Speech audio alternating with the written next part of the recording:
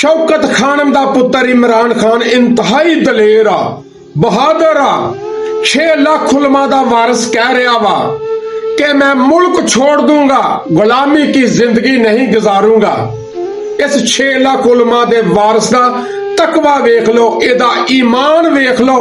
और सरकार तानू ते हाली किसी ने कुछ आखिया ही नहीं गा, तानू तो कोई दुख दिता ही नहीं, तानू तो किसी ने तकलीफ भी नहीं दिती, तानू तो डरदे कदी किसी ने नैब दे विच भी नहीं सद्दिया, तासी एक सिर्फ इलैक्शन नहीं जितया ते जनाब तुसी मुल्क छड्डण दीयां गल्लां करन लग पे जो।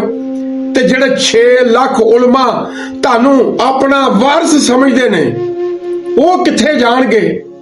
मौलाना साहब अपने आप ਨੂੰ मजबूत करो, इमरान खान दे कोलों दलेरी सीखो, छियाद सीखो, बहादरी सीखो, अवाम दी खातर, कौम दी खातर, मुल्क दी खातर खलोना इमरान खान दे कोलों सीखो।